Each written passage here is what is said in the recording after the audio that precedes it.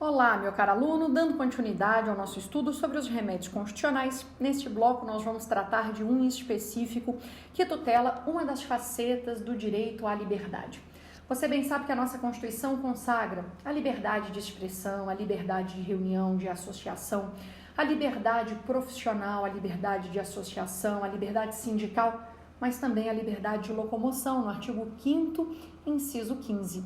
E esse específico direito público subjetivo é tutelado por um remédio, que é o habeas corpus, objeto de estudos, então, neste bloco de aula. O HC surgiu quando? Bom, as origens mais remotas desse remédio estão na Inglaterra, na Magna Carta, em 1215, quando, então, o rei João Sem Terra primeiro o concedeu justamente para tentar conter seus súditos rebelados, que queriam limites à atuação do monarca. Então, foi celebrado esse pacto em 1215 para concessão de alguns direitos a esses súditos no intuito de protegê-los das arbitrariedades estatais. Mas a amplitude do remédio era enorme, só no final do século XVII é que ele então passou a ser formalizado, em 1679. De início, o HC não ficou vinculado à ideia de liberdade de locomoção. Na verdade, servia para tutelar o devido processo legal. Foi então, já nos idos do século XVII, bem ao final, que ficou configurado como um remédio destinado a assegurar a liberdade dos súditos e prevenir os encarceramentos ultramar. No direito brasileiro, já no período do Império, o HC foi previsto naquele famoso Código de Processo Criminal que nós tivemos em 1832, com a seguinte redação: todo cidadão que entender que ele ou outrem sofre uma prisão ou constrangimento ilegal em sua liberdade terá o direito de pedir uma ordem de HC a seu favor.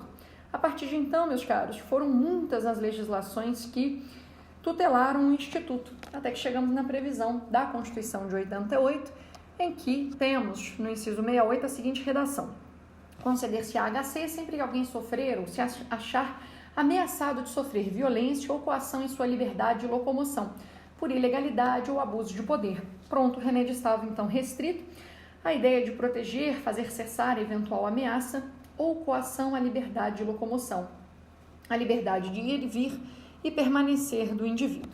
Alguns termos a gente já precisa definir desde já quando vamos falar do HC. Primeiro, o que é impetração, é um termo que a gente vai usar muito quando se trata de remédios constitucionais, que é o ato de ajuizar o remédio, perante o órgão jurisdicional competente. O autor da ação é chamado de impetrante.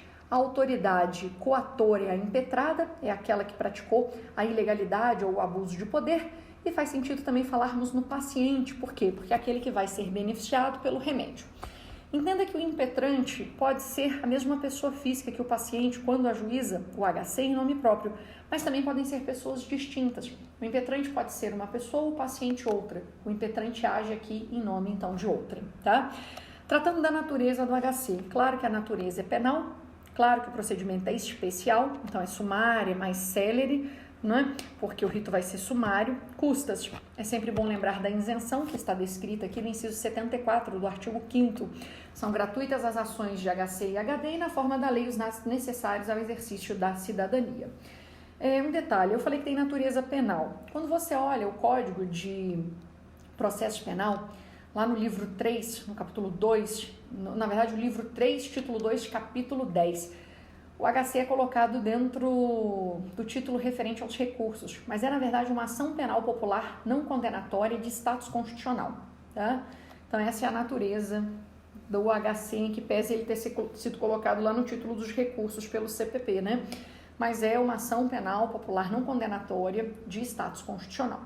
A legitimidade ativa é universal. Qualquer pessoa, não importa se é um nacional, se é estrangeiro, não importa a idade, o estado mental, nada, pode então ajuizar o HC em nome próprio ou em nome alheio.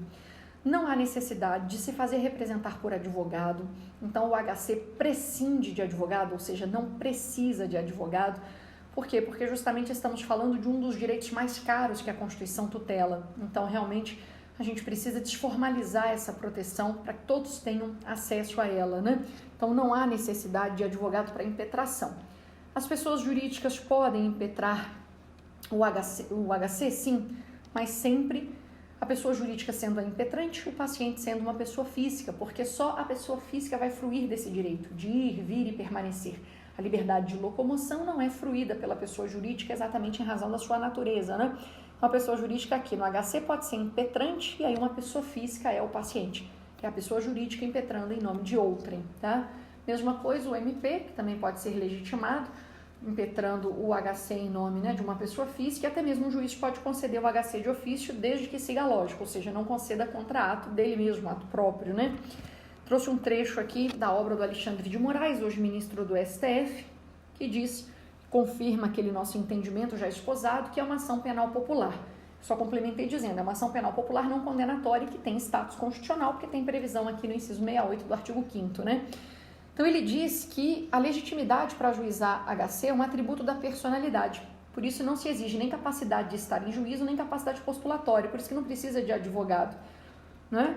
O legitimado passivo é aquele que está praticando a coação ou ilegalidade ao direito de locomoção do paciente. Então, normalmente é uma autoridade, um magistrado, um delegado, um integrante de um tribunal, né?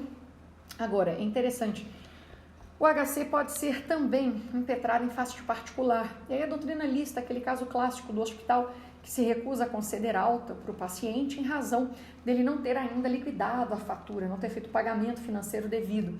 Mas, claro que este não é, segurando o paciente e recusando a alta, o meio adequado para discutir essa dívida financeira. Então, neste caso, se o paciente não implementa a fatura e não faz o pagamento, se o hospital o retém ali e impede a alta, o HC seria cabível porque há uma evidente restrição indevida e ilegal à sua liberdade de locomoção.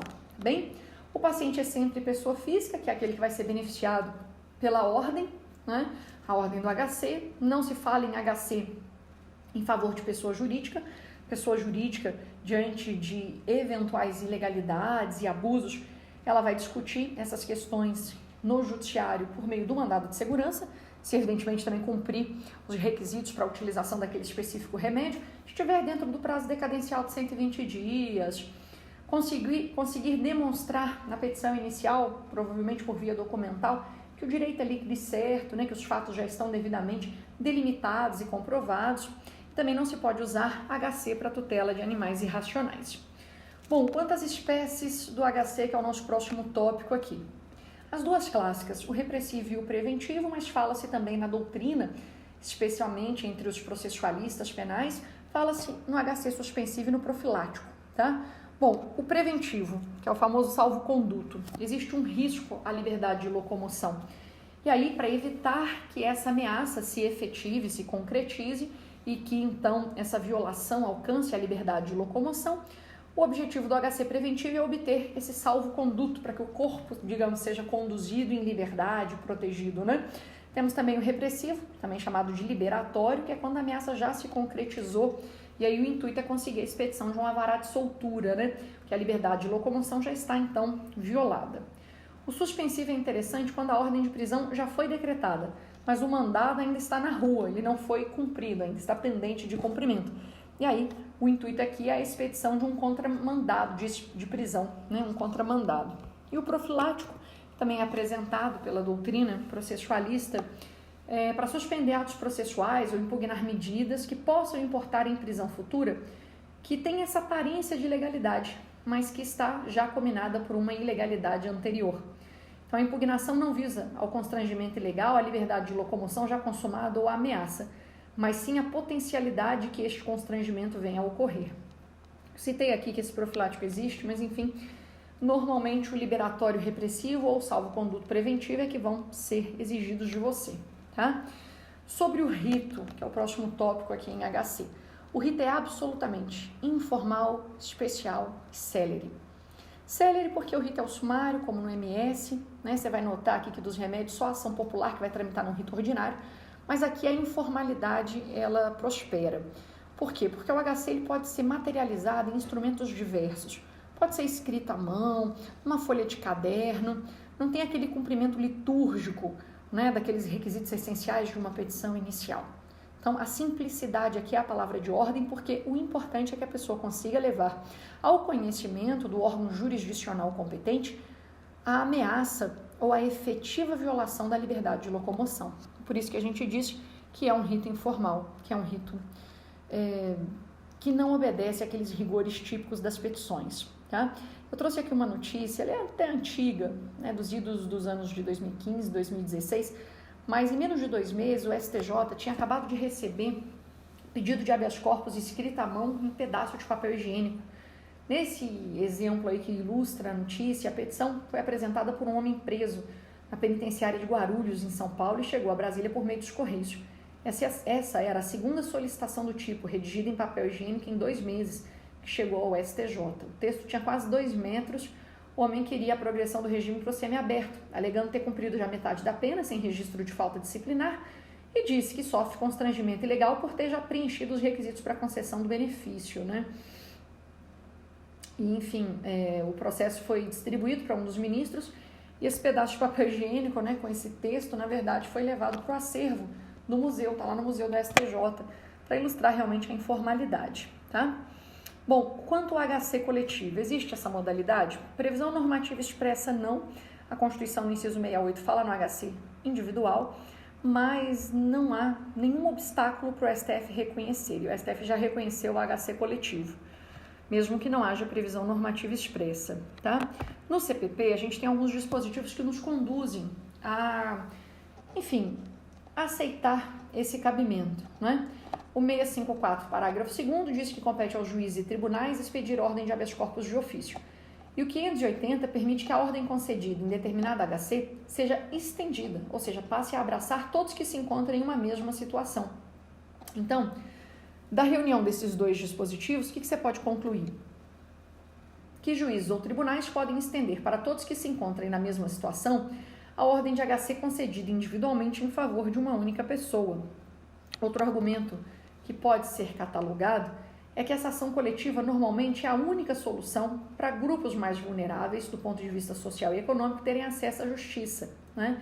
Então o Supremo, ele sempre reconheceu os remédios na modalidade coletiva, inclusive o mandado de injunção que foi tardiamente regulamentado, só em 2016, a previsão do MI individual esteve ali na Constituição, e aí por analogia ao MS coletivo entendíamos que cabia MI coletivo também, né?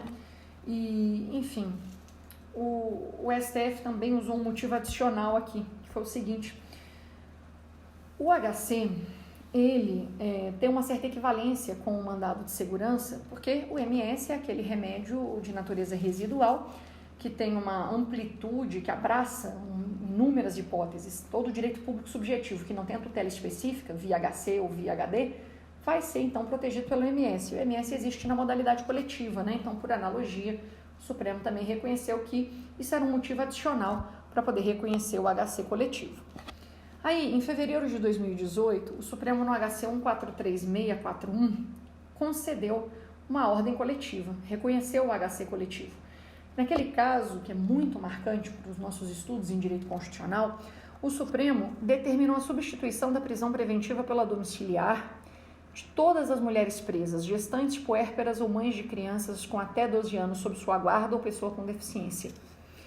E aí, então, enquanto perdurar essa condição da mulher ser gestante, puérpera ou mãe de criança com até 12 anos que fique sob sua guarda ou pessoa com deficiência, excetuado aqueles cenários em que o crime é praticado mediante violência ou grave ameaça contra descendentes, ou em situações excepcionalíssimas que o juiz, ao denegar esse benefício, vai ter que explicar, vai ter que fundamentar, o Supremo estendeu a possibilidade de prisão, substituição da prisão preventiva pela domiciliar, para todas, né? E aí todos teriam que cumprir esse entendimento. E na realidade é interessante, porque existe um princípio constitucional no artigo 5º, inciso 45, que fala que nenhuma pena passará da pessoa do condenado. É o chamado princípio da intranscendência da pena. E o Supremo usou isso também como argumento para reconhecer que a prisão domiciliar era mais adequada aqui, porque ao confinar essas mulheres, né, e com às vezes os bebezinhos recém-nascidos, pelo menos naquele período inicial da amamentação, confiná-los ali naqueles presídios, naquelas condições de estabelecimentos prisionais completamente precários, para os quais o Supremo já reconheceu o estado de coisas inconstitucional, o Supremo reconheceu que isso era promover uma transcendência da pena para alcançar crianças absolutamente inocentes, né? Então, o Supremo entendeu que esse encarceramento privava as crianças de condições adequadas ao seu desenvolvimento, constituindo-se tratamento desumano, cruel e degradante.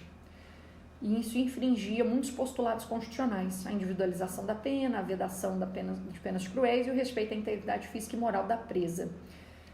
Bom, foi por isso então que o Supremo tomou essa decisão, né, de determinar, então isso é algo obrigatório, a conversão da prisão preventiva em domiciliar nesses casos, né.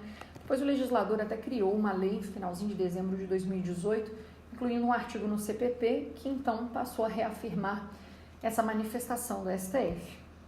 Interessante, né? Quando você começa a estudar o direito constitucional, você nota que realmente nós temos uma base que é toda relacionada, intrincada. Eu já falei muitas vezes aqui no curso uma frase do ex-ministro aposentado no Supremo Eros Grau, em que ele diz que a Constituição não pode ser interpretada em tiras, tem que ser lida sempre de forma global, né?